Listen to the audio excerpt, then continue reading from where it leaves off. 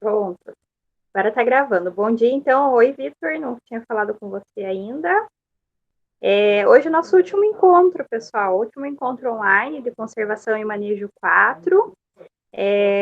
A gente vai finalizar, então, esse componente, né? O conteúdo essencial desse componente agora na aula. E aí, depois, logo na sequência, a gente tem a última atividade, tá? Para fechar esse componente. Eu sei que ele ficou mais condensado, né? A gente teve várias atividades dessa disciplina, porque a gente tinha uma carga horária significativamente grande, né, para cumprir nesse tempo aí de APNT. Então, eu tentei fechar ela com vocês, vendo, assim, os conteúdos que são essenciais, né? A gente conseguiu trabalhar bastante coisa envolvendo as unidades de conservação, os serviços ecossistêmicos, pontos principais para quem pretende seguir na área, né? Então, se caso vocês forem fazer algum concurso ou processo seletivo para técnico meio ambiente, vocês conseguiram ter aí os conhecimentos principais, né? Que são importantes para esse tipo de processo. E hoje a gente vai fechar, então, falando um pouquinho sobre as unidades de conservação aqui no litoral do Paraná, para entender um pouquinho mais o nosso contexto, né, aqui na região. E como eu sempre digo, né, não sei se eu já falei na turma de vocês, né, mas mesmo que vocês não sigam na área, né, e mesmo que vocês busquem aí fazer outros cursos e sigam outras profissões, é essencial a gente ter esse conhecimento porque se trata da nossa região, né? Então, mesmo que a gente siga qualquer outra profissão, é importante a gente entender o nosso contexto, né? Seja para a área da saúde, na área da administração, da economia, né? Enfim, de quem pretende seguir carreira acadêmica.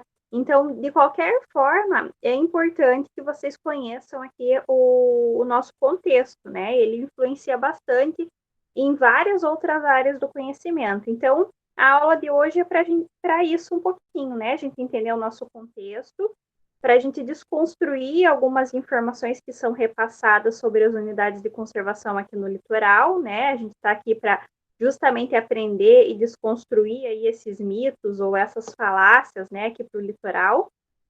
Falar um pouquinho das suas ameaças e potencialidades também, tá? Então, vai muito na lógica da atividade que eu tinha pedido para vocês, né? Na última atividade, vocês escolheram uma unidade de conservação para trabalhar e precisavam identificar um pouquinho essas potencialidades e ameaças. E hoje a gente vai falar um pouquinho sobre isso, tá? Mas de uma forma mais geral, num contexto do litoral dos 7 municípios como um todo, tá? Então, eu vou colocar aqui para apresentar em tela cheia. Agora eu fico vendo vocês aqui pelo celular, né? Essa é a vantagem. Mas se por acaso eu deixar passar alguma questão do chat, alguma dúvida, daí a gente faz aquele esquema de alguém abrir o áudio e me avisar, tá bom? Mas a princípio eu acho que eu consigo acompanhando aqui pelo celular também. Tudo bem, pessoal? Vocês estão aí? Estão ouvindo?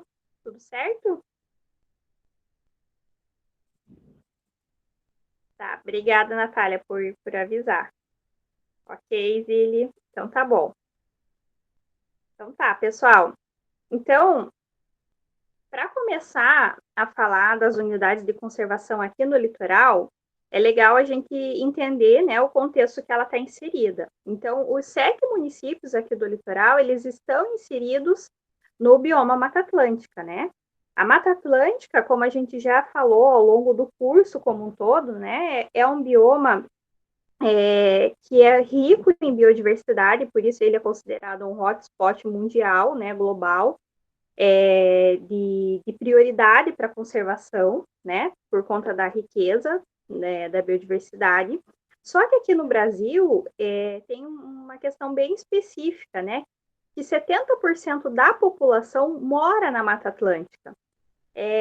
Então, por conta disso, né, até por esse processo de urbanização, da própria colonização que começou pela região costeira, que é onde está inserido o bioma, e de todo o processo de urbanização, industrialização das grandes cidades aqui na região costeira, a gente concentra, então, a maior parte da população, mas, ao mesmo tempo, a gente devastou grande parte desse bioma, né? Então, os dados aí indicam que existe menos de 7%, né? Existe cerca de 7% de Mata Atlântica, e se a gente for considerar fragmentos menores, a gente chega aí num percentual de 12%, né? Só que mesmo assim, desse... Prof. Oi, A, Vitor. a Maia tá tentando entrar, ela disse. Ah, desculpe, que daí eu não apareceu aqui para mim porque eu estava em tela cheia. Isso, obrigada por avisarem, tá? A Nada. Isa também está entrando. Deixa eu aceitar aqui então, pessoal. Pronto, aceitei aqui os convites. É que daí fico em tela cheia. Deixa eu deixar o fone. Eu não escutei o barulhinho. Então, aqui retornando, né, para o nosso contexto. Deixa eu ver se foi para a tela cheia.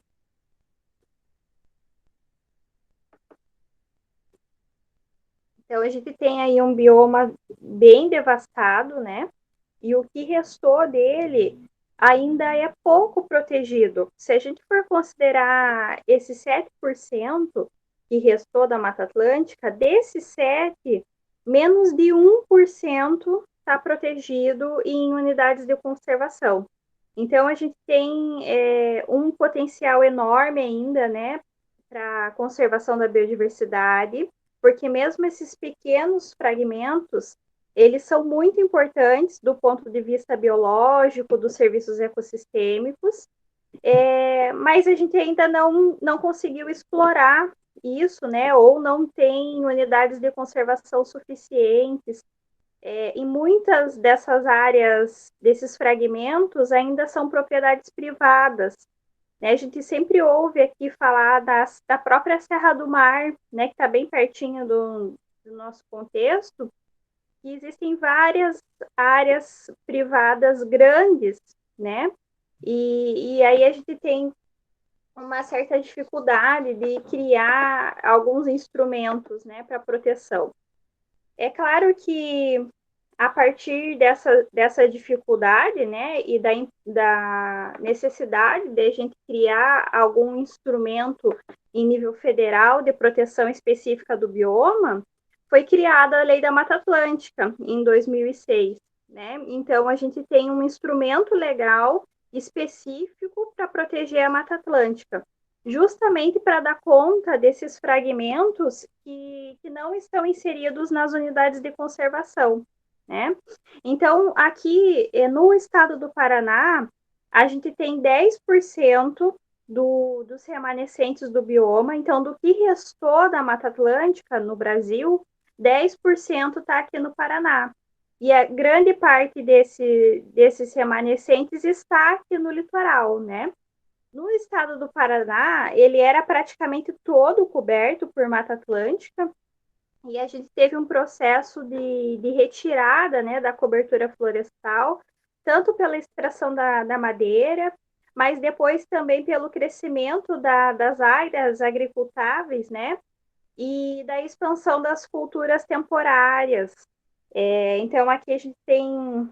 o estado do Paraná está totalmente inserido nessa lógica capitalista de exportação de commodities, né? Com soja, com milho e com outras culturas.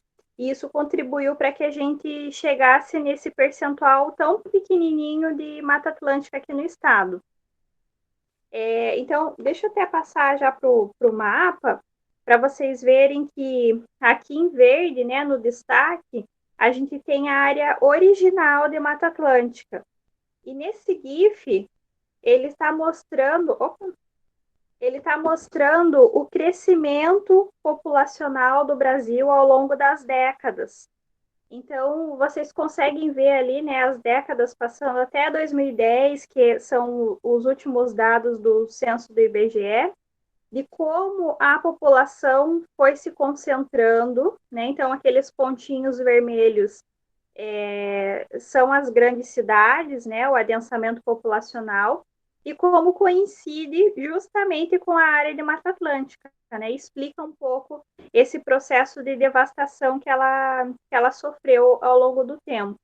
E se a gente vê aquela figura, né, que vocês já viram, já mostrei em outras aulas, em amarelinho claro, a gente tem a área original de Mata Atlântica no Paraná, e em verde o que sobrou, né? Então, esses 10% que o Estado concentra de remanescente, a gente consegue ver que eles estão principalmente aqui no litoral e lá na região de Foz do Iguaçu, com o Parque Nacional do Iguaçu.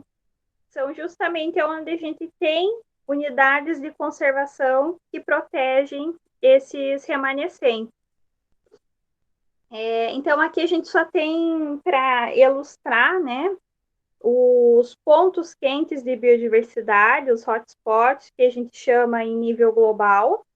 E como aqui no Brasil, né, tanto o Cerrado quanto a Mata Atlântica, eles estão nesse mapeamento global. E essas áreas, elas têm em comum justamente esse processo de devastação da sua cobertura original.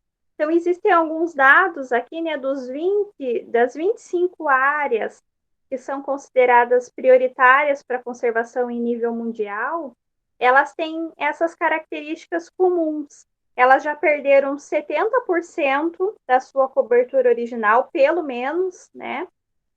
Ocupam cerca de 2% só da superfície terrestre do planeta como um todo, mas juntas elas abrigam mais de 60% das espécies de todo o planeta.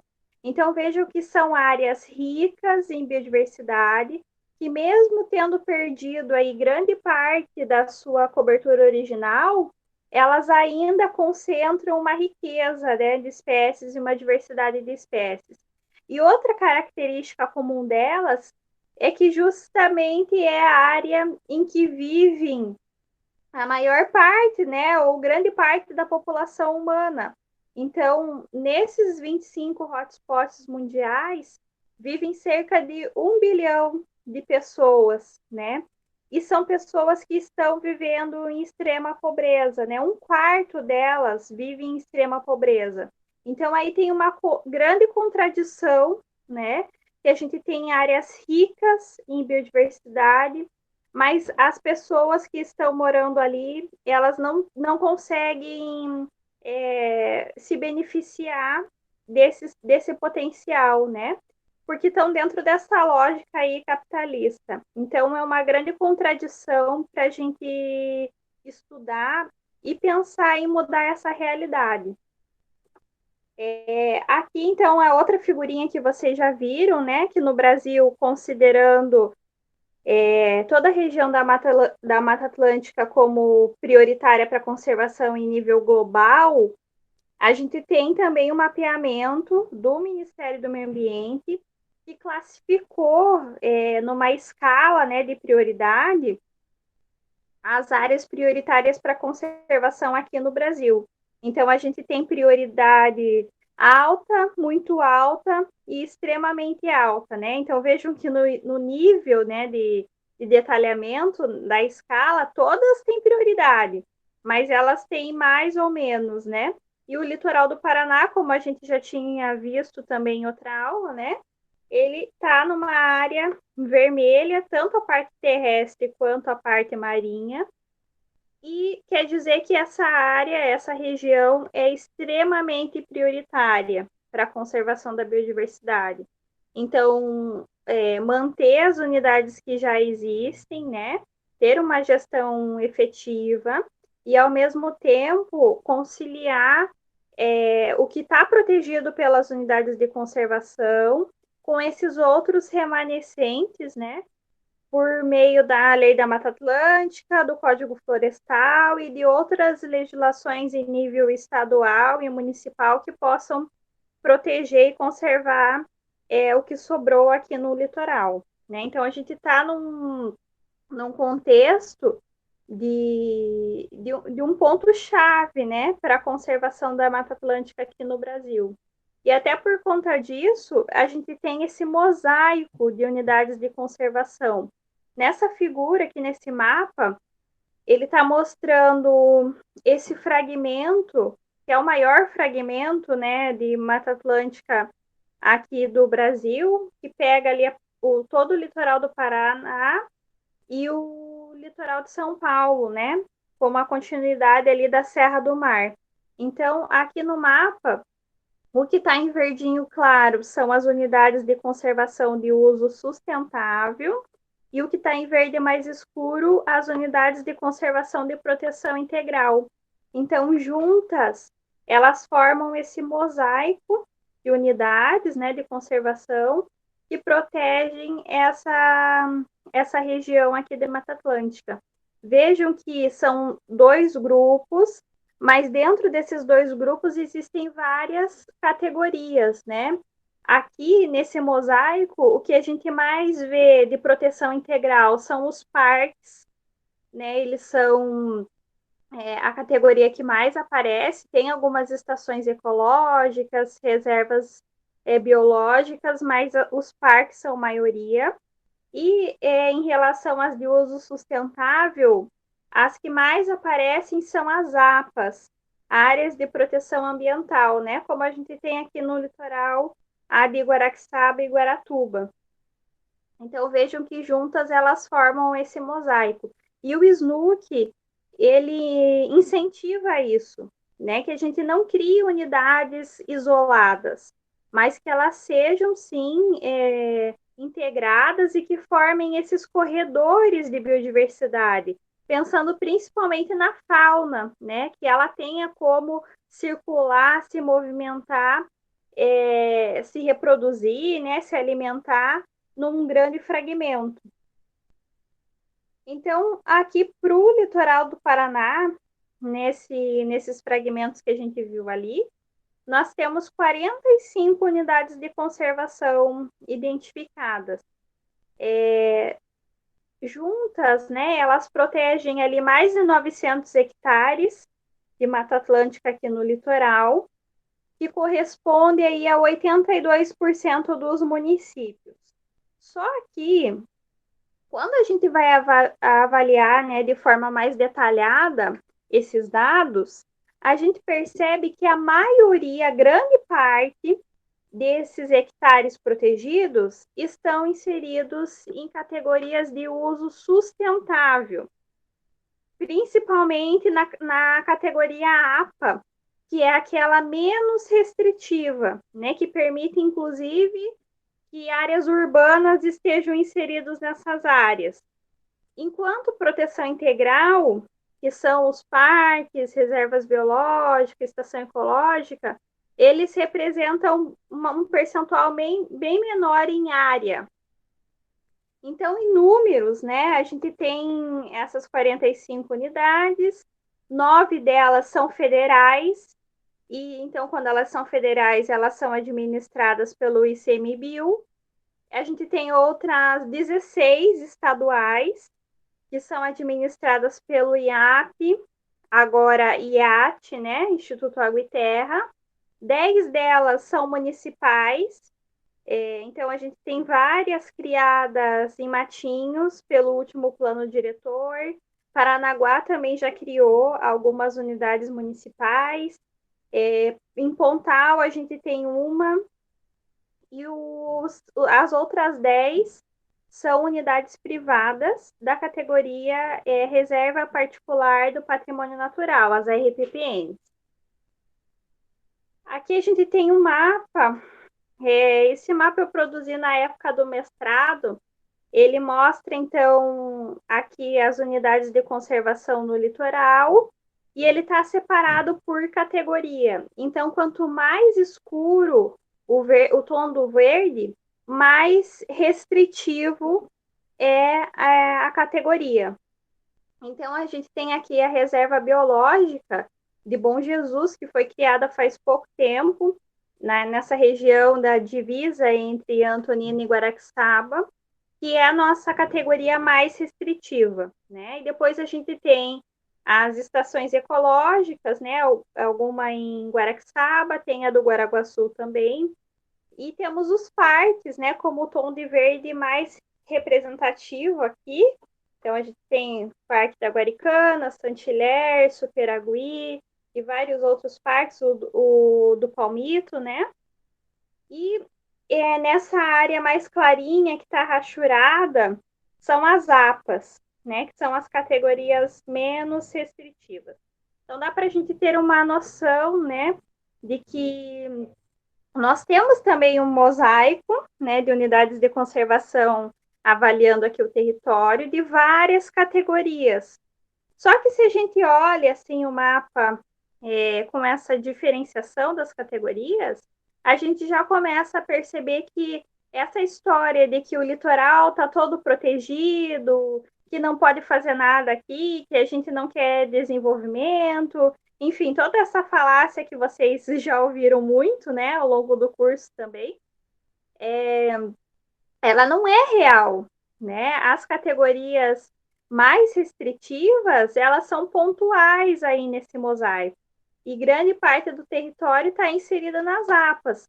Mas se a gente for olhar com maior detalhe, não sei se vocês conseguem ver aí no mapa, e a gente tem todas as áreas urbanas aqui de Paranaguá, Pontal está praticamente fora, né, da proteção de unidades de conservação. Então, a gente tem várias áreas aqui correndo risco ainda, né, pelas atividades industriais e outros empreendimentos, como a gente vai ver daqui a pouquinho. Tá tudo bem por aí, pessoal? Tudo certo por enquanto? Alguma dúvida?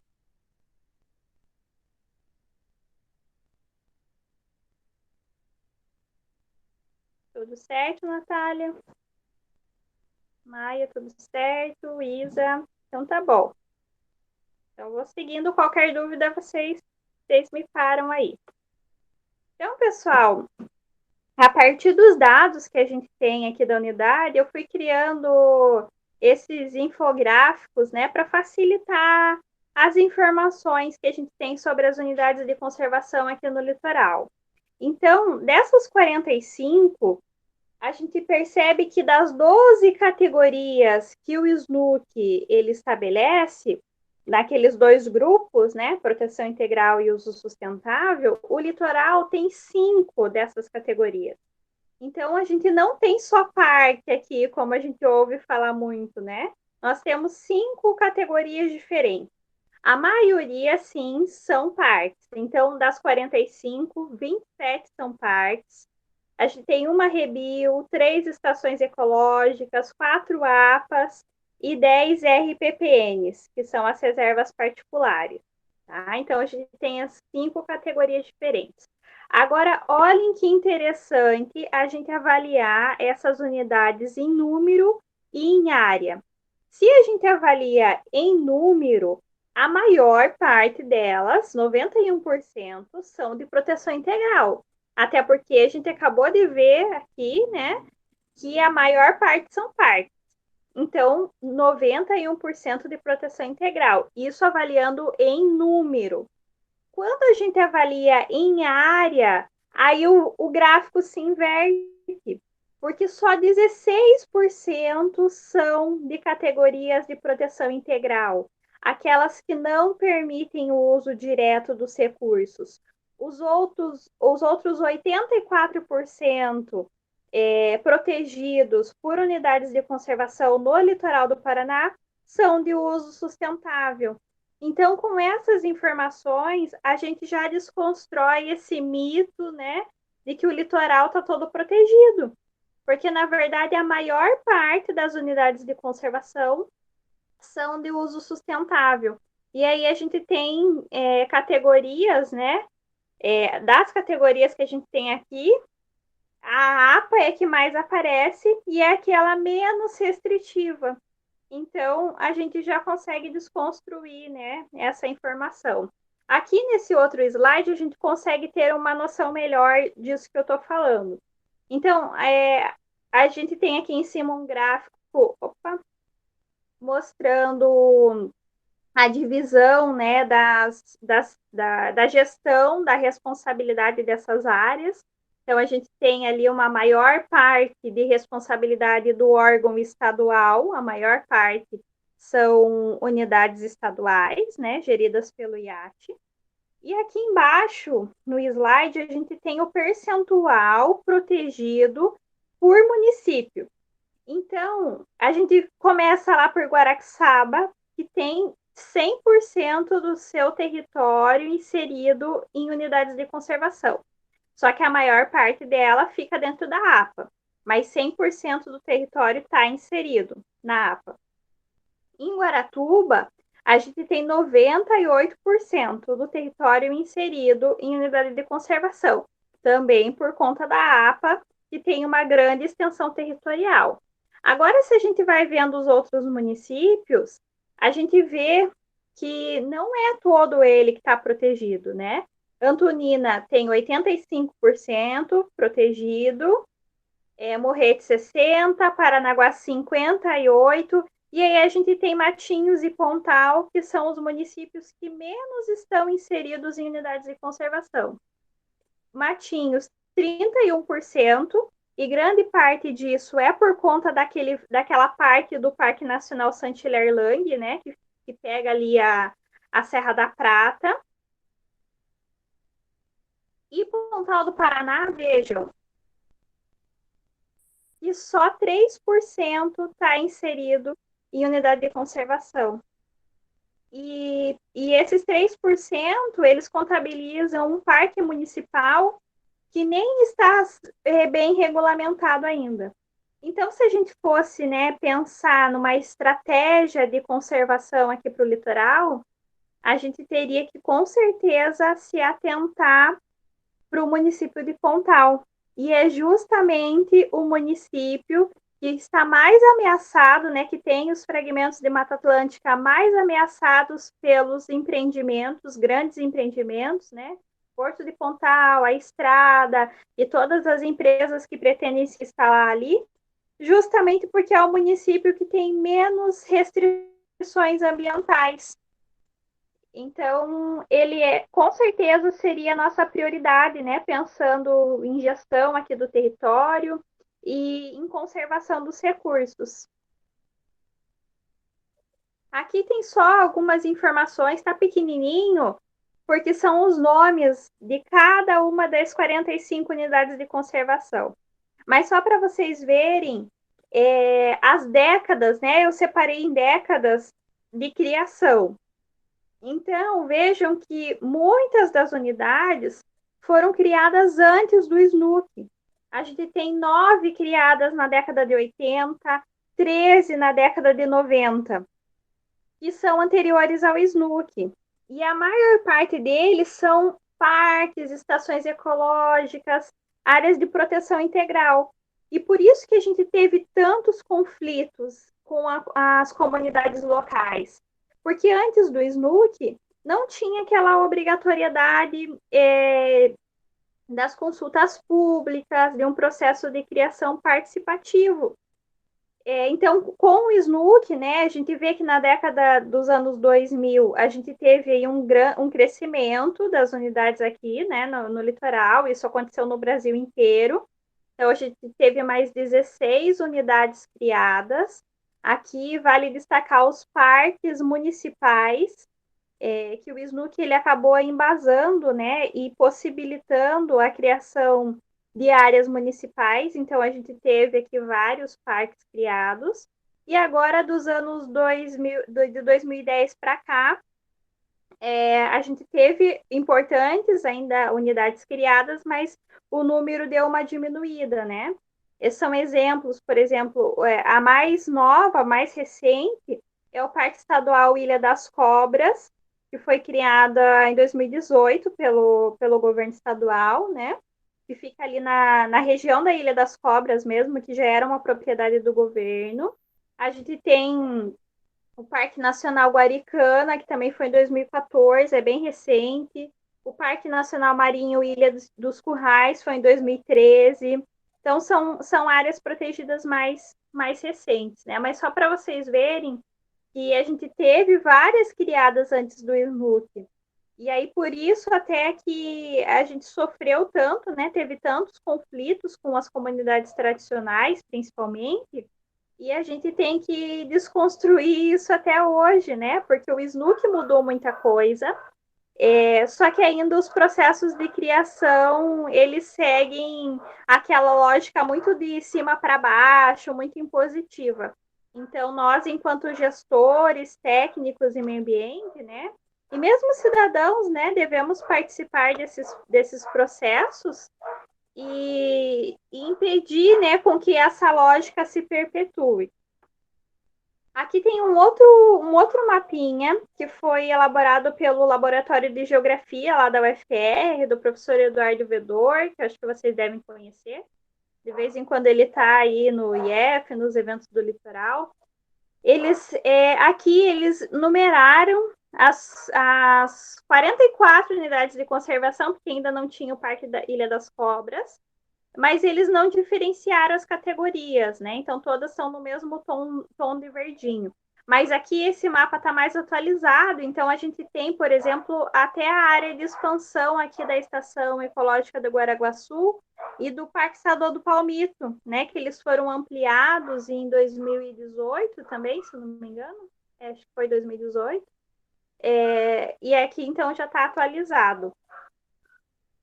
Só que aí, nesse mesmo estudo lá do pessoal da geografia, eles avaliaram o grau de implementação dessas unidades de conservação aqui no litoral. Então, porque em número elas são significativas, né? A gente tem 45 unidades, só que 74% delas não tem plano de manejo. E a gente viu na última aula que o plano de manejo ele é o instrumento principal de gestão dessas áreas.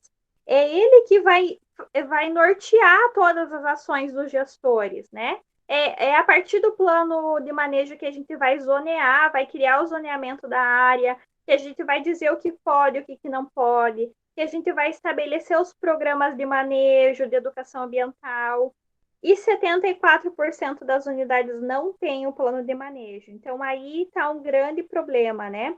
A gente tem muitas unidades em número, mas o grau de implementação delas é bem baixo. Então, aqui nesse outro mapinha, a gente tem o grau de implementação dessas unidades de conservação. O que está em verde mais escuro são áreas que têm um grau de implementação muito alto, que está ok, né? Tá dentro do esperado, quer dizer que tem plano de manejo, tem gestão, os programas estão funcionando, tem regularização fundiária. E aí, os que estão num tom de mais vermelho, né? Mais puxando para o vermelho, ou um laranja ali mais escuro, são aqueles com um grau de implementação muito baixo, que só existem praticamente no papel. Né? Um exemplo é o Parque Estadual do Boguaçu, em Guaratuba, que ele já foi criado há bastante tempo, mas só no papel, né? Não existe gestão, não tem plano de manejo, existem muitos conflitos ali com a expansão imobiliária ali naquela região central, né, de Guaratuba. Os parques municipais também, né, que são esses pontinhos vermelhos no mapa também não estão implementados, só existem na lei, no papel, né? Um exemplo é um parque que foi criado na Ilha dos Valadares. Eu acho que o João até uma vez tinha perguntado, né, sobre ele. Ele foi criado, mas ele não está implementado ainda, né? Então só existe no papel, as pessoas nem sabem qual que é o limite da área. Então esse é um grande problema e um grande gargalo aqui das unidades de conservação no litoral. E é justamente a gestão, a implementação delas, né? Aqui a gente tem as unidades que são abertas à visitação. Claro que num contexto desconsiderando a pandemia, né? Porque agora as unidades foram fechadas, elas reabriram uns dias atrás, mas estavam sofrendo muito com focos de incêndio deixados pelos visitantes. E é como a gente está num período de seca, né? Estiagem, isso acabou se tornando um grande problema e algumas fecharam novamente para visitação. Mas a gente tem aqui, né? São áreas conhecidas de vocês. Parque Estadual do Palmito, aqui do nosso lado, do IF, do Pico Marumbi, que é uma unidade visitada por pessoas do Brasil inteiro, né? Que praticam o montanhismo. Tem o Parque Rio da Onça, ali em Matinhos, que a gente visitaria, né, na disciplina, mas vai ficar para um outro momento. Parque Estadual Ilha do Mel, todo mundo conhece. Quem já foi para a Ilha do Mel já esteve no Parque Estadual Ilha do Mel, mesmo sem saber que lá era um parque, né? A Ilha do Mel, ela tem duas unidades de conservação, a Estação Ecológica e o Parque Estadual. O Parque Nacional Saint-Hilaire-Lang, que a gente fala bastante, né? Tá aqui nessa terceira foto, uma área, uma vista linda, né? Do alto aqui da Serra da Prata. E o Parque Nacional do Superagui também, que todo mundo que já foi para Superagui esteve no parque, mesmo sem saber. Aqui a gente não está contabilizando as RPPNs, porque elas são áreas privadas, né? Então cabe ao proprietário abrir ou não para visitação. Mas várias delas são abertas, né? Um exemplo é o Salto Morato, a RPPN Salto Morato, em Guaraqueçaba, que é gerida pela Fundação Boticário, né, que é aberta para visitação, já é uma área bem conhecida aqui no nosso litoral. E tem outras unidades que permitem a visitação, mas elas não são manejadas. Então, tem outros parques estaduais, principalmente, que eles permitem a visitação pelo SNUC, né? Mas eles não têm uma gestão, um controle disso.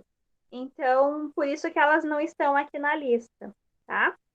Alguém já conhece, já visitou algum, fora o Parque Estadual do Palmito, que eu acho que todo mundo já fez aula de campo lá, né? Vocês já visitaram alguma dessas unidades? Comentem aí para eu saber. Eu já fui no Parque Estadual do Pico do Marumbi, prof. Ah, ótimo. Fica Ah, e no da pertinho de Ilha do você. Mel também, né? Ilha do Mel. Quem já foi para Ilha do Mel, para Superagui, esteve. Superagui é muito bom, né, Natália? Hoje está um dia propício, não sei nos outros municípios, mas aqui em Paranaguá está um calor. E olha, Isile, Ed Morretes nunca foi no Marumbi. A gente tem que agilizar. Mas é a mesma coisa, né? A gente que mora aqui em Paranaguá, tem gente que não conhece ainda a Ilha do Mel, não foi para Superagui. Olha, a gente pode manter o nosso grupo e organizar essa saída para depois, né? Eu estou devendo, para vocês terem uma noção, uma visita no Salto Morato para a turma 2016, que a gente ia fazer no final do ano passado, no final do ano passado, mas aí estava todo mundo já envolvido com vestibular e a gente não conseguiu marcar uma data e ficou para esse ano. No fim veio a pandemia e estragou tudo. Quem sabe a gente faz uma visita em conjunto. Isso, Zili. A ideia era bem essa, era uma viagem de formatura em uma unidade de conservação. Então, lá o pessoal, a gente ia fazer para o Salto Morato. No fim, quando amenizou a situação, estava todo mundo já na faculdade, em março, né? Aí a gente tinha marcado para março, final de março, a visita. Aí veio a pandemia, e estamos até agora esperando. Então, vai quase dar para fazer junto. Nem que a gente faça isso, a gente pode ir para o Marumbi mesmo, Zili, levar a Zili. Então, pessoal, mas brincadeiras à parte, né? Mas não é brincadeira mesmo, porque visitem as unidades de conservação, né? Patrimônio nosso, a gente tem que valorizar, tem que divulgar também, né? Porque elas têm esse grande potencial para o ecoturismo, para a educação ambiental. Vocês devem ter observado isso quando foram fazer a atividade passada, né? De identificar os potenciais dessas áreas, a gente tem muito potencial ainda pouco explorado, né? Quando a gente fala de turismo, ainda não só o ecoturismo, né? Mas turismo científico, turismo de base comunitária, tem várias outras modalidades ainda pouco exploradas. Mas a gente vai falar um pouquinho disso daqui a pouquinho. Antes de falar das potencialidades, eu não podia deixar de falar das ameaças que todo esse nosso território ele está sofrendo, né, aí nos últimos anos. Então, o litoral do Paraná, que por décadas foi uma área assim esquecida, tanto pelo governo estadual quanto o governo federal, hoje em dia ele está na mira, né, para virar um novo polo industrial. Tem várias políticas públicas e fiscais também incentivando a instalação de grandes indústrias aqui. Então, o governo do estado, em 2011 já, ele decretou, né, um incentivo fiscal. Então, quer dizer que as empresas do ramo naval, industrial, não pagariam imposto aqui para se instalar na região. Isso é uma estratégia que eles usam, né, para atrair grandes empresas, mas que são empresas de fora, que não conhecem a região, não estão preocupadas nem com a biodiversidade, nem com as comunidades, né, tradicionais, com a cultura local. Então a gente sofre, né, com essas ameaças aí a todo momento aqui no litoral. Aqui também está pequeno, mas é só para vocês terem uma noção que em cada uma dessas tabelas, né, cada linha aqui dessas tabelas é um empreendimento previsto aqui para a região do litoral do Paraná. Então, o Observatório Costeiro, que é essa ONG aqui com essa logo, né, do olho do observatório, eles fizeram esse levantamento e listaram todos os empreendimentos previstos de serem implementados ou ampliados aqui no litoral do Paraná. Então, aqui a gente tem desde a ampliação, né, da TCP ou da APA como um todo, mas também tem a instalação, por exemplo, do Porto do Imbocuí, na região do Imbocuí, aqui em Paranaguá, o Porto de Pontal, vários terminais de containers, não só em Paranaguá, mas também em Pontal, já prevendo aí que o porto vai sair, e já estão em processo de licenciamento rolando, né, em andamento. E aqui nesse outro quadro são todas as obras de infraestrutura. Então, estrada, ferrovia, a engorda de matinhos, né, que voltou aí para a pauta do governo, mesmo não sendo prioridade, nem está, né, no plano, no PDS, no plano de desenvolvimento sustentável da região, voltou para a pauta. Então, são todos empreendimentos que ameaçam toda a biodiversidade que a gente tem aqui, né? Então, aqui na sequência, a gente consegue ver os dados um pouco espacializados, né, desses empreendimentos. Então, nessas áreas em destaque em vermelho mais escuro, a gente tem a localização de onde esses empreendimentos pretendem se instalar, né? Basicamente, região portuária de Paranaguá e ali em Pontal, onde se pretende instalar o porto e várias outras empresas. Então, a gente tem ali mapeado.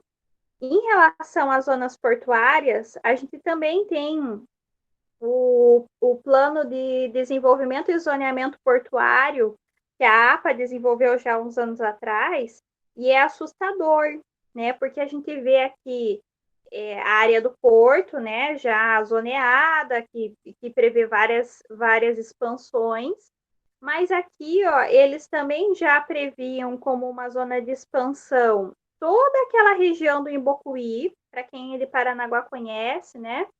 Essa região, que também é de vegetação nativa, né? Ela é uma área ainda relativamente bem conservada.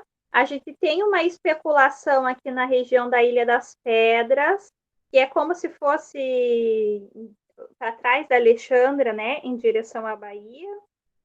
E vejam que a gente tem uma especulação para Ilha Rasa da Cotinga, área que é terra indígena já demarcada há muito tempo, e está aqui mapeado nesse plano de desenvolvimento e zoneamento do porto. Então, existe uma grande especulação aqui para ampliar as atividades portuárias nessa região e em Pontal, e vejam o tamanho que é a área de Pontal.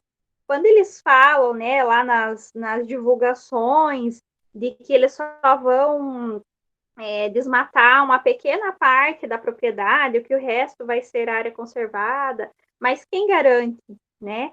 Toda a área sendo especulada para Pontal é esse tamanho aqui. Isso está lá no site da APA, não está escondido para ninguém, né? Isso é o que está sendo divulgado.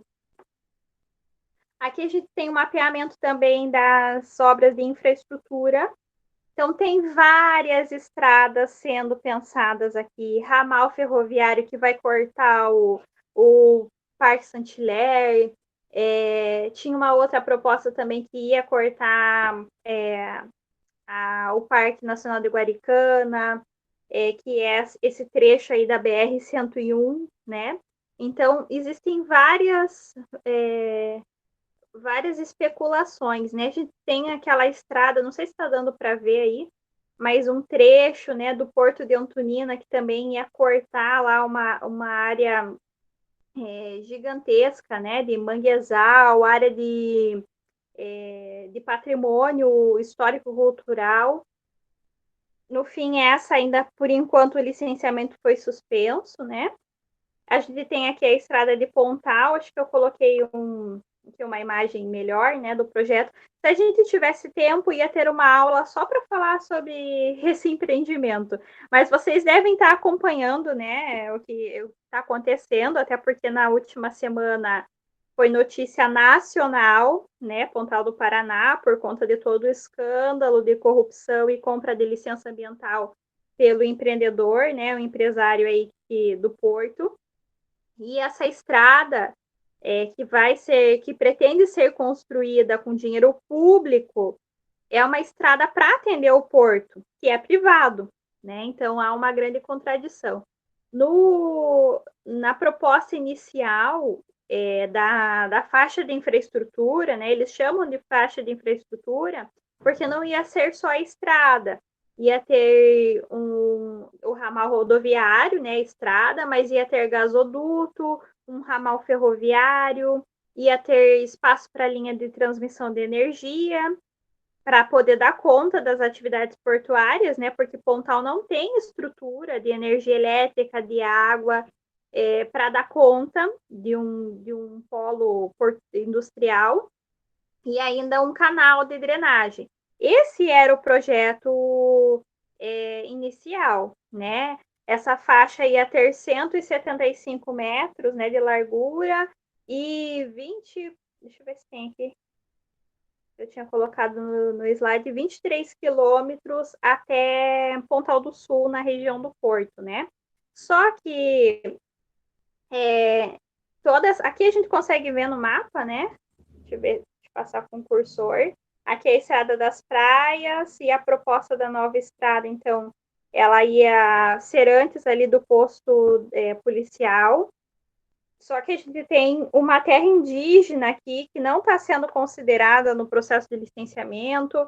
A gente tem um processo de uma área de desmate muito grande, né? Se a gente vê essa imagem, deixa eu ver se passou aí. É uma projeção que passou até na RPC, né? A gente vê em vermelho que seria o trajeto da estrada e aqui em azulzinho onde seria o canal de drenagem. É uma área de Mata Atlântica ainda muito bem conservada, né? Então, todo o traçado que foi pensado para a estrada, ele desconsidera vários aspectos, né? A gente teria como propor uma estrada que realmente atendesse a população e que causasse impactos muito menores, né? A Zílio comentou aqui no chat que sem contar da movimentação dos navios lá perto da ilha, né? Tanto que tem a campanha Salve a Ilha do Mel, tentando mostrar, né, dar visibilidade para os impactos desse empreendimento na Ilha do Mel, que além de ter 2 unidades de conservação, ainda é patrimônio da Unesco, né? Então, em nível global, ela tem essa importância.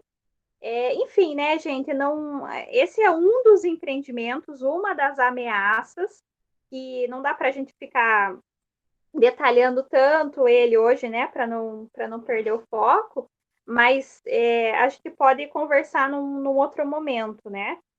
Então, eu só quis destacar ele, né, para vocês ficarem atentos aí nas notícias, porque todo esse processo aí que estourou agora, né, envolvendo o IBAMA, enfim, né, uma sujeira cada vez maior, ela resultou aí na retirada da candidatura à prefeitura de Pontal, né, pelo empresário.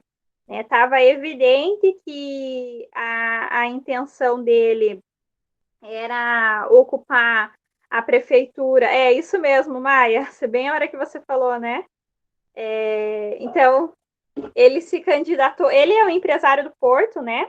E ele começou a ganhar assim visibilidade nacional, porque quando os candidatos declaram lá o seu patrimônio, né, para o Tribunal Eleitoral, ele se destacou como o candidato mais rico do Brasil. Então todo mundo começou a ficar de olho, né, o Brasil todo atento aos interesses desse bilionário numa prefeitura de um município tão pequeno, né? Então estava todo mundo atento e no meio disso tudo estourou aí essa bomba, né? Desse processo que já estava há tempo acontecendo para a investigação de corrupção envolvendo a licença ambiental, né, do Porto. E estourou, né? Tem provas aí. Agora ele deixou a candidatura. Ele mesmo afirmou que vai ser para se dedicar pessoalmente à sua defesa, né? Então a gente tem que aguardar aí as cenas dos próximos capítulos, mas o pessoal de Pontal, que é consciente, deu graças aí, né, que ele retirou a candidatura. É isso mesmo, Maia. Assim, é inacreditável, né? Teve toda uma visão, uma propaganda que não ia... Mas, claro, o salário de prefeito não é nada, né? Então, enfim, gente, é para a gente acompanhar, né? Para a gente acompanhar essas situações, porque está acontecendo aqui no nosso quintal, no nosso patrimônio, né? E se não for a gente defender, quem que vai defender? Então, fica aí a pergunta, né? Qual que é o desenvolvimento que a gente quer para o litoral? É esse desenvolvimento que desmata tudo, que traz poluição, prostituição, acidentes, né, de trânsito, que acaba com as nossas paisagens naturais, que vai degradar a Ilha do Mel, que vai atingir as comunidades tradicionais, que passa por cima dos territórios indígenas. É esse tipo de desenvolvimento, né? Ou a gente tem como pensar alternativas?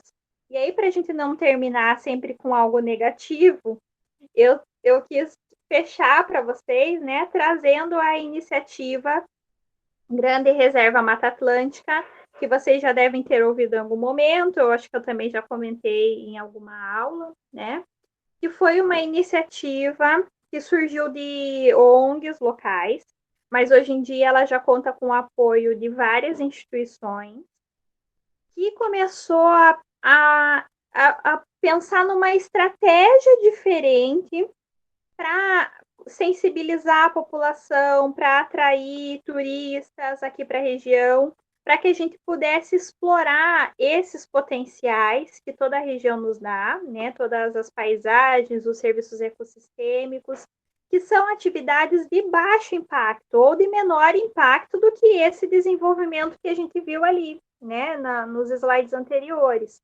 Então, essa iniciativa, ela pretende tratar ou gerir o maior fragmento, né, ou remanescente de Mata Atlântica que sobrou no Brasil, que pega essa região, deixa eu pôr aqui no mapa, ela pega a região de Santa Catarina, ali de São Francisco, Itapuá, né, todo o nosso litoral do Paraná e o litoral de São Paulo, né, tanto o setor Alto Ribeira, que já é bem consolidado como destino turístico, né, pelo PETAR e outras áreas, unidades de conservação que tem ali na Serra do Mar, e também no setor Lagamar Norte, a região de Iguape, né, Cananéia, que também tem um grande potencial para o desenvolvimento sustentável, ecoturismo,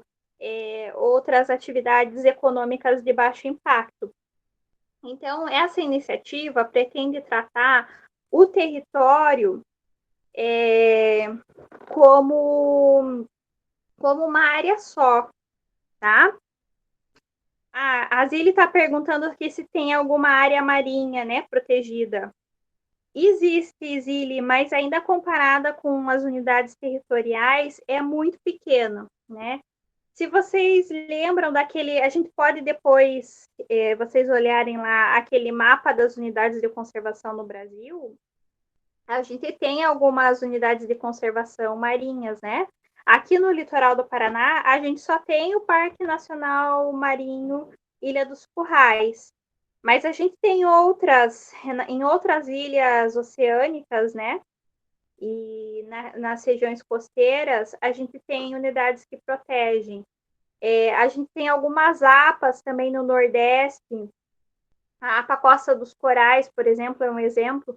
Ela pega a região marinha, né, costeira marinha, e protege também algumas áreas de corais, mas são poucas ainda. Né? A gente ainda tem muito que avançar na proteção dos territórios marinhos.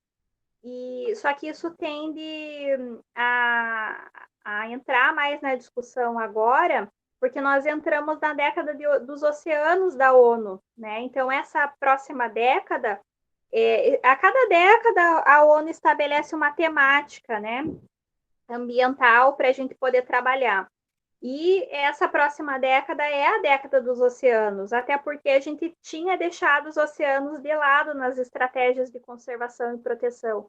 Então, a tendência é que agora, na próxima década, a gente consiga avançar nisso, né? Então, vai ser provavelmente... Vocês já devem estar vendo, né? Vários eventos acontecendo, puxando aí a temática dos oceanos, da conservação marinha, do lixo marinho. Então, provavelmente isso vai estar em bastante evidência nos próximos anos, porque foi a temática que a ONU puxou para essa próxima década. Então, a ideia da Grande Reserva é trabalhar com esse território como um todo, sem tanto essa divisão de estado. Santa Catarina tem as suas ações, Paraná tem suas ações, São Paulo tem suas ações.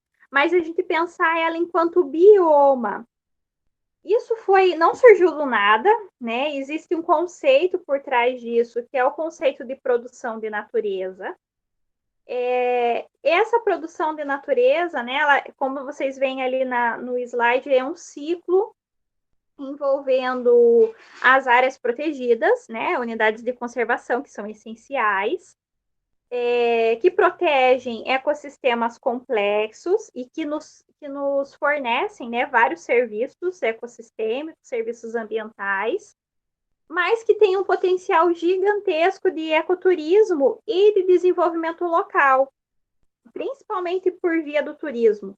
Porque quando a gente incentiva e estimula o turismo nas unidades de conservação, a gente também desenvolve toda a região, porque esse turista pode ficar mais de um dia e precisar se hospedar, né, numa pousada, num hotel da região, vai se alimentar na região, vai comprar um artesanato, um produto, uma lembrança da região. E aí a gente acaba movimentando toda a economia. Então, o conceito de produção de natureza é produzir mesmo bens, né, econômicos a partir da natureza. Então, claro que de uma forma sustentável. Então, assim como essa experiência já acontece em outras regiões do mundo, né? Aqui, mais próximo da gente, por exemplo, a Patagônia, ela é bastante explorada nesse sentido. Existe uma experiência também na Argentina que inspirou a Grande Reserva Mata Atlântica. Então, quando as pessoas, a ideia é trazer esse destino turístico Mata Atlântica, porque a gente diz que vai visitar a Amazônia, a gente diz que vai visitar o Pantanal, mas ninguém fala que vai vir visitar a Mata Atlântica, fala que vai visitar um estado ou outro, um local ou outro, mas ainda a gente não tinha essa ideia de bioma enquanto atrativo turístico.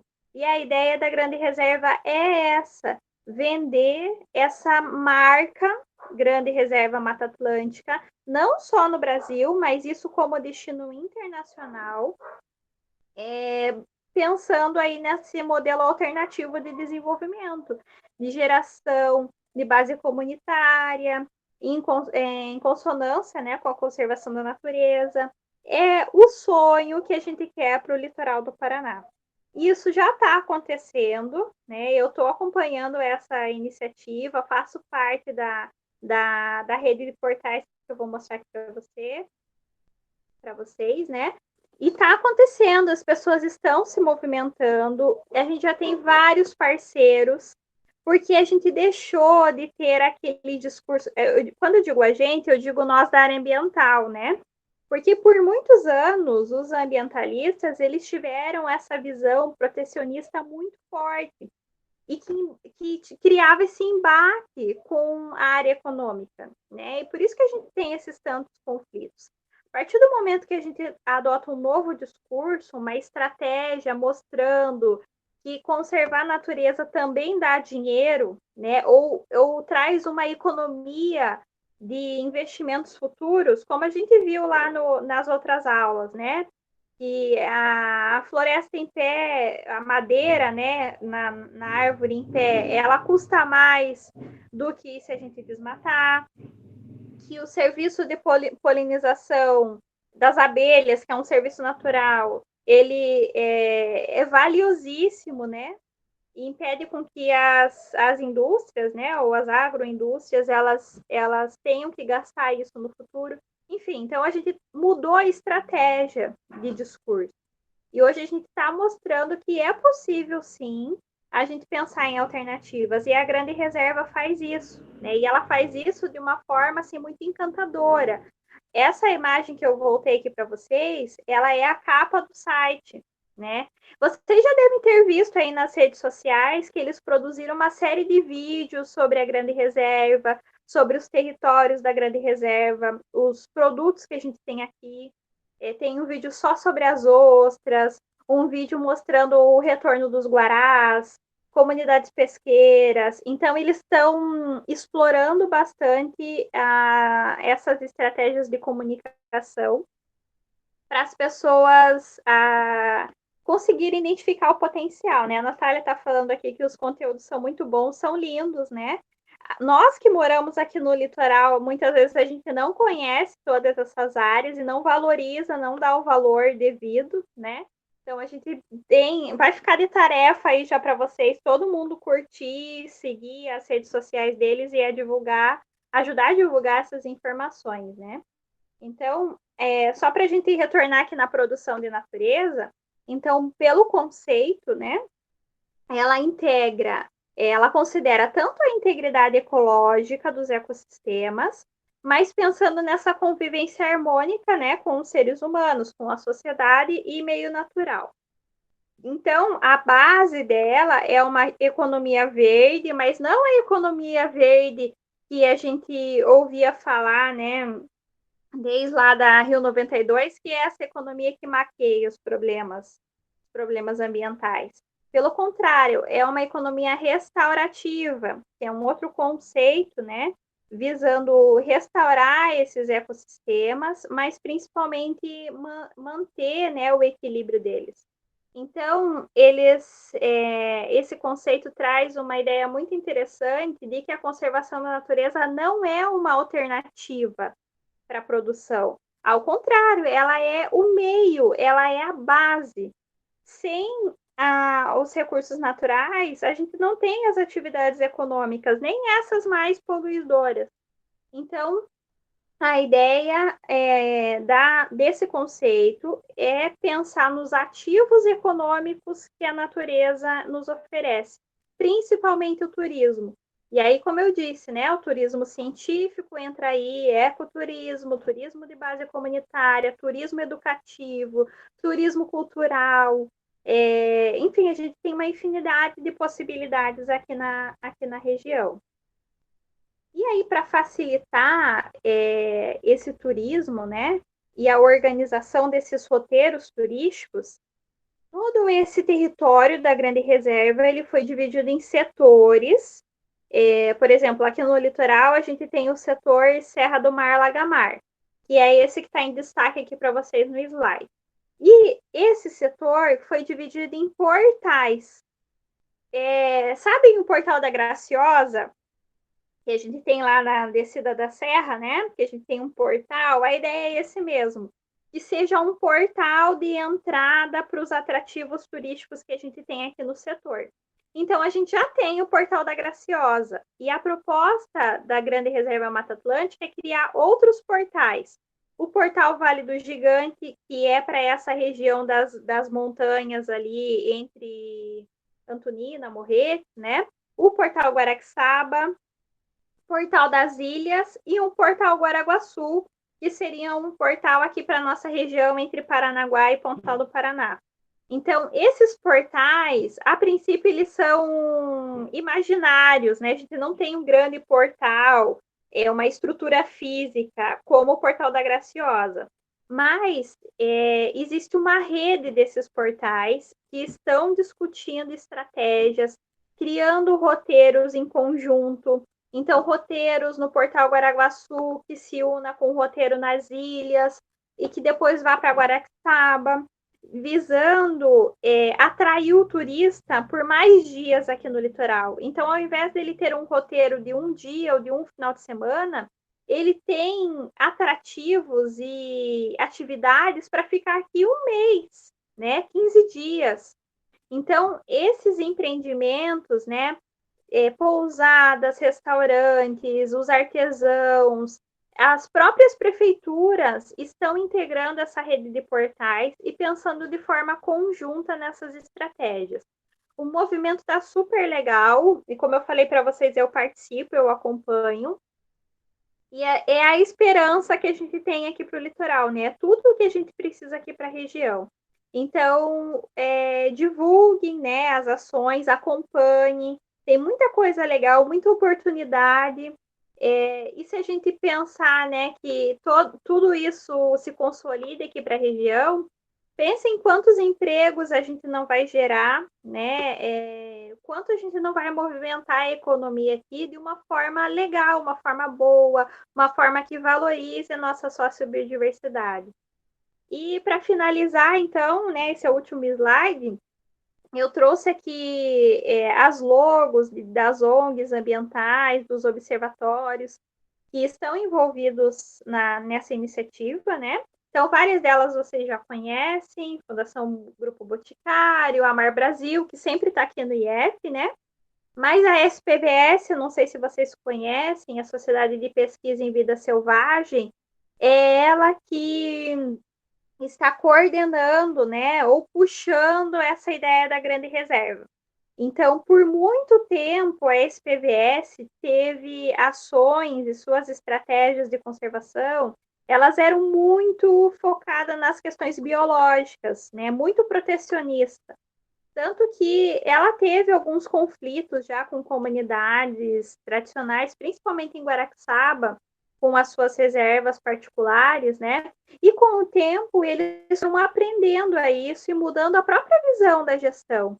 E não só a SPVS, mas o próprio grupo Boticário, que tem investido em negócios de impacto ambiental positivo, né? Empreendimentos socioambientais, tem estimulado empreendedores e pensar estratégias, né, de desenvolvimento de negócios sustentáveis aqui para a região. Então, a gente está tendo uma mudança de estratégia mesmo, até das ONGs ambientais, né? A Mater Natura, também não sei se vocês conhecem, é o Instituto de Estudos Ambientais, já tem 35 anos de atuação aqui no litoral. Ele tem uma ação mais conservacionista, mas eles dão muito apoio para as ações dos observatórios, né? O Observatório Justiça e Conservação é quem puxa a campanha Salve a Ilha do Mel, quem traz aí uma série de informações, denúncias sobre o que acontece aqui no litoral. Então, todas essas páginas aqui, todas essas ONGs, elas têm páginas nas redes sociais, então acompanhem, porque se a gente quer ter informação de qualidade e saber realmente o que está acontecendo, é legal a gente acompanhar. E o Instituto IAMUC, ele é de Antonina, e ele que está coordenando a rede de portais Grande Reserva Mata Atlântica. Então, o Instituto IAMUC, né, significa Instituto Mudança que Queremos, é ele que faz a gestão de chamamento das reuniões, de organizações das pautas, então tem apoiado aí a SPVS, né, e toda a rede de parceiros nessa iniciativa. Então, assim a gente fecha a aula de hoje, né? Conhecemos um pouquinho sobre o panorama, o contexto das unidades aqui no litoral. Sabemos que ainda tem muito que avançar, né? Porque elas existem muitas vezes só no papel. A gente não tem servidores suficientes para gerir essas unidades, não tem recurso financeiro, não tem plano de manejo, né, na maior parte delas. Tem muitos desafios, mas ao mesmo tempo a gente já tem essas 45 unidades e agora é o momento de a gente proteger elas, né? Porque a gente está num momento político, econômico nada propício para as ações ambientais. Então a gente precisa defender muito elas, ao invés de ficar falando que elas não servem para nada porque não saem do papel. Esse não é o momento. A gente tem que cuidar muito bem dos nossos discursos, né? A gente sabe o momento de recuar e defender o que a gente tem. E a gente está nesse momento, infelizmente, né? O SNUC mesmo, ele tem várias falhas, várias lacunas, né? Que os especialistas vêm apontando ao longo dos anos, mas esse não é mais o momento. A gente está no momento de defender com unhas e dentes o SNUC do jeito que ele está, porque ele está sendo ameaçado, inclusive, de não existir, né? A gente viu lá na aula passada. E aqui no litoral a mesma coisa, né? Se a gente não se alinha, não alinha os nossos discursos e não pensa estrategicamente sobre as questões ambientais, a gente acaba enfraquecendo a luta, né? O movimento ambiental e cedendo aí, dando brecha, né, para todos esses discursos e esses empreendimentos aí de grande impacto se instalarem aqui. Então, é um momento de bastante estratégia, né, de resistência, de luta. Mais do que nunca a gente precisa dessa união aí do movimento socioambiental, né, em parceria com todas essas instituições, tá? Pessoal, dúvidas? Alguém quer fazer algum comentário? Eu consegui ir acompanhando aqui pelo chat, né, o que vocês iam falando. Mas alguém tem algum comentário, alguma dúvida?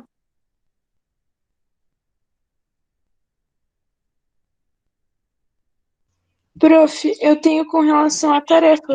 Posso perguntar aqui? Pode, eu ia falar da tarefa agora no final, mas pode falar, tá? Tá. Eu queria saber que tem uma pergunta que diz assim: qual o seu objetivo de criação, né? Aí, o objetivo da criação da unidade de conservação. Só que eu não sei se na minha cabeça isso é tipo meio geral, assim, ou se tem algo específico mesmo. Se eu pesquisar, eu acho algo específico. Tá. Então, veja só, Maia.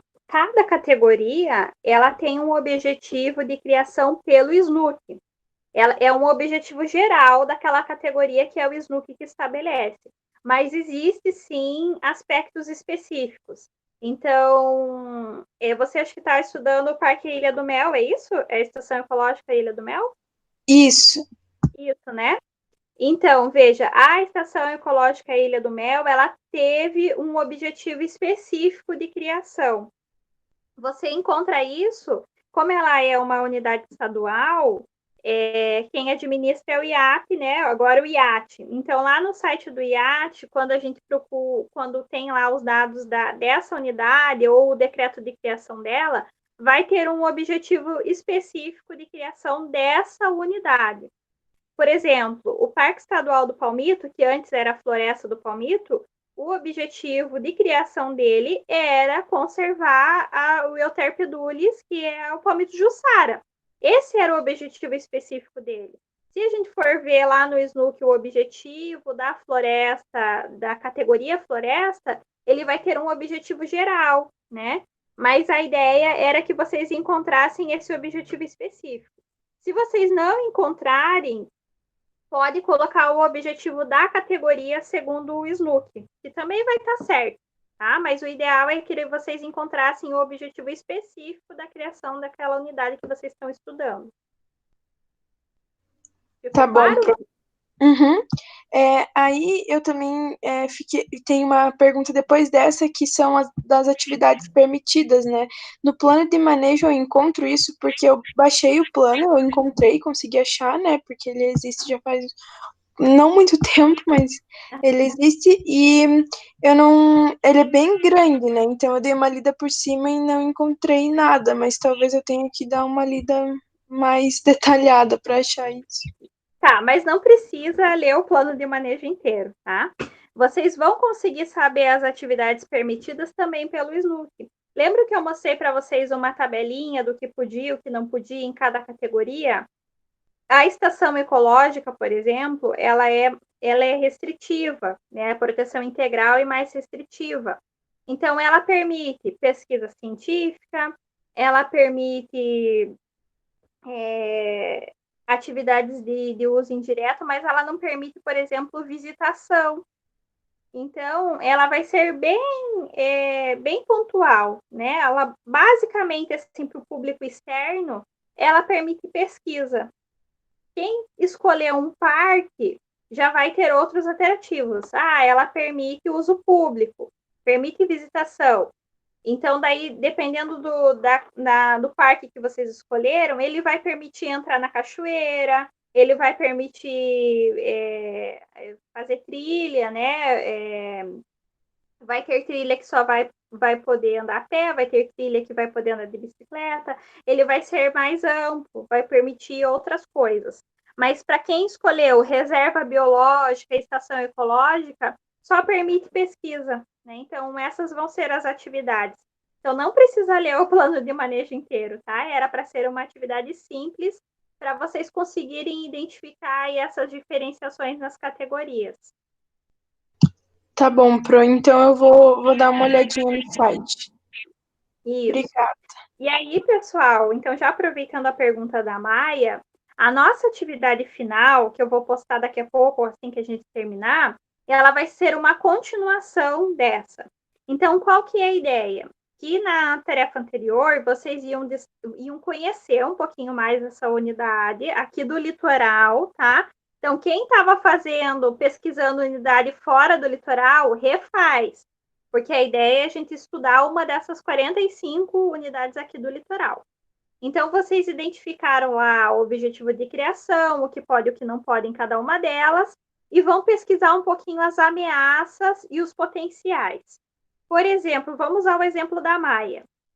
A estação ecológica, ela só permite pesquisa científica.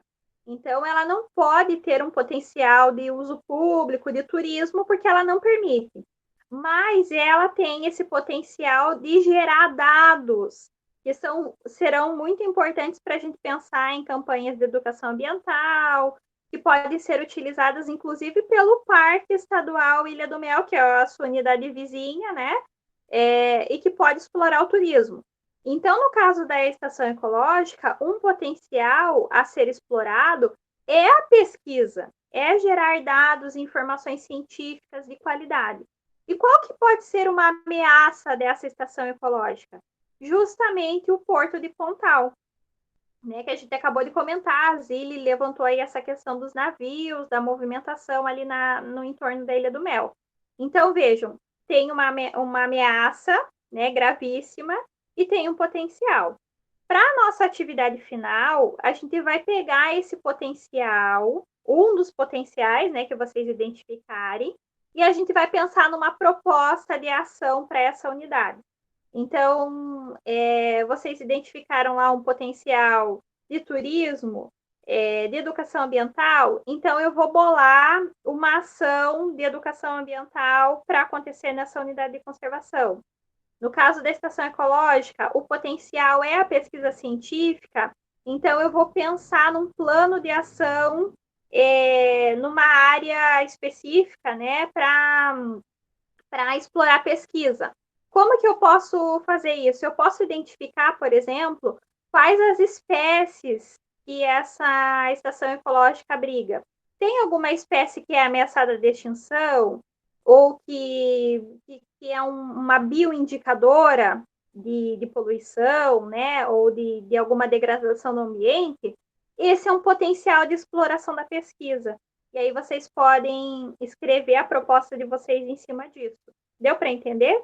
A ideia, então, é a gente pegar um dos potenciais dessa tarefa anterior e aí vocês usarem a criatividade e todo o conhecimento que vocês adquiriram ao longo das aulas para pensar numa proposta. Como se vocês fossem técnicos já em meio ambiente, fossem gestores dessas unidades de conservação e fossem pensar numa proposta para ela.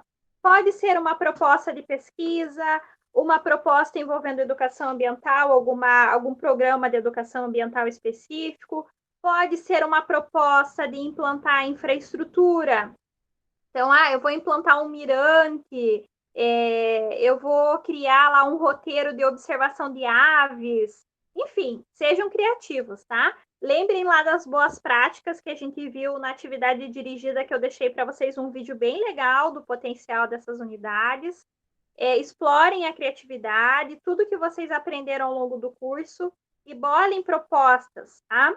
Essas propostas, assim como eu fiz com a turma o ano passado, a gente pode deixar ela num banco de propostas, aí um banco nosso, e quando aparecer alguma oportunidade de recurso financeiro, a gente pode inscrever ela.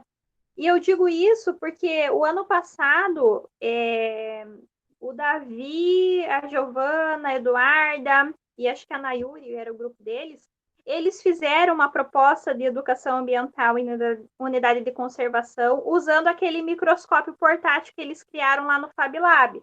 Esse foi o trabalho final deles de conservação e manejo 4. E semana passada teve o Conservatom da Fundação Boticário e eles inscreveram essa proposta, né? Então, é uma oportunidade que a gente tem de pensar em coisas legais agora. A gente deixa esses projetos aí na manga, e, inclusive, pode ser uma forma de trabalho para vocês, né? Agora, para quem não pretende já entrar na universidade, pretende esperar aí mais um ano para estudar, ou quem não passar, né, no primeiro vestibular, a gente tem aí esses projetos para conseguir recurso financeiro e quem sabe trabalhar juntos o ano que vem, tá? Então, caprichem. Alguma dúvida sobre a proposta da atividade? A ideia é animar vocês, tá? Para que a gente não. Se a gente fosse só ver problema das unidades de conservação, vocês iam sair desanimados. Então, eu sempre faço isso. É sempre uma atividade legal no final e que, inclusive, seja em uma carta na manga para vocês, né? Se caso o plano A não der certo, a gente tem um plano B, corre atrás de recurso, vocês contam comigo e a gente pode trabalhar nisso. Olha só, não vai ter uma semana para fazer, porque as APNPs elas acabam dia 29, que é essa semana já. Então, tanto que na atividade eu vou pedir algo simples, tá?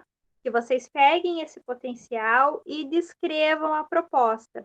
Mas ela vai ficar guardadinha e quem tiver interesse em aprimorar ela, a gente pode aprimorar juntos, né? Eu ajudo vocês e ficamos de olho aí nesses editais, né? Nesses financiamentos.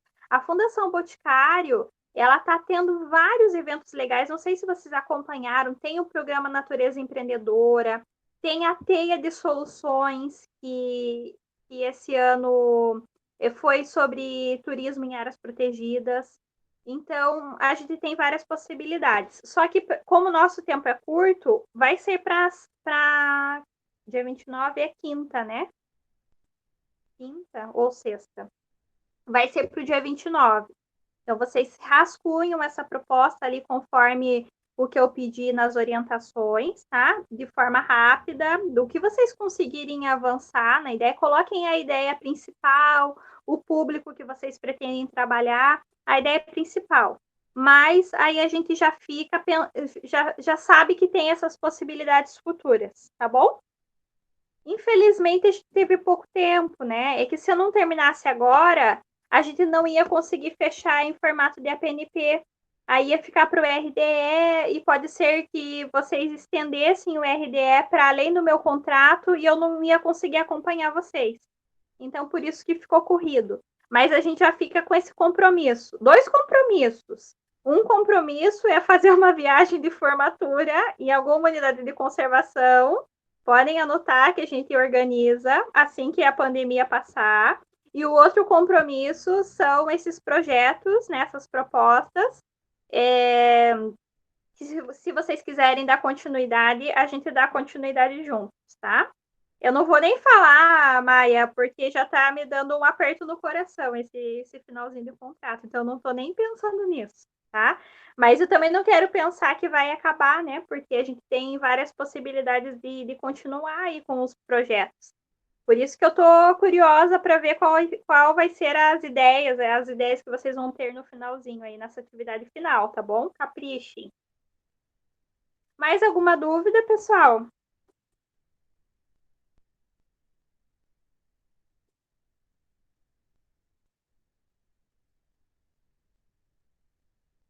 Nenhuma dúvida? Só tristeza, Maia. Ai, nem me fale. Mas fiquem tranquilos. Os TCCs também, hein? Nem que eu não esteja mais aqui, eu vou acompanhar todas as bancas. Esse é meu compromisso, pessoal. Falando nos TCCs, pessoal, essa semana ainda eu estou olhando eles de novo, tá? Para fechar a PNP de projeto integrador. Então, eu estou dando uma olhada lá neles de novo. E no que eu puder contribuir, eu vou deixando os comentários lá para vocês. Tá bom? Não chorem, não coloquem carinhas tristes. Bom, acho que a gente pode fechar então, né? Terminamos por hoje. Continuamos em contato pelo grupo. Qualquer. Isa, eu sei, vocês estão esperando a correção, a Cris também, a Maia. Pode deixar, tá? É que tá bem corrido agora com essas APNPs condensadas, que eu tentei finalizar tudo agora, né? Então, mas eu não esqueci de vocês, eu vou dar o retorno, tá bom? E hoje a gente finaliza, então. Qualquer dúvida, me procurem. Se tiverem dificuldades com as atividades, avisem. Não esqueçam que até quinta é o prazo final das APNPs. Então, todas aquelas que ainda estão com prazo de recuperação, é agora, né? Então, se vocês tinham pendências lá com as atividades integradas com a professora Joana, ou mesmo das nossas agora de conservação e manejo, é a hora de vocês entregarem, tá? Senão vai acumular tudo para o RDE e vocês sabem como vai ficar, né? Já esperam como vai ser. Então, adiantem essa carga horária, tá bom? Dúvidas, me procure. E bom almoço, né, pessoal? Já está quase na hora do almoço. Tá bom? Beijo, então. Tchau para vocês. Tchau, Pro. Obrigado pela aula. Até. Tchau, prof. Tchau, Natália. Tchau, Isa. Tchau. Outra Isa. Outra Isa, muitas Isas. Stephanie. Tchau, pessoal. Ah, eu esqueci de pedir para vocês deixarem os nomes, registrarem no chat. Quem ainda está aí, se conseguir registrar, senão eu faço a chamada aqui daqui a pouquinho pelo grupo. É que eu não tinha visto a Raíssa entrar, lembrei agora. Stephanie. Isso, obrigada, Stephanie.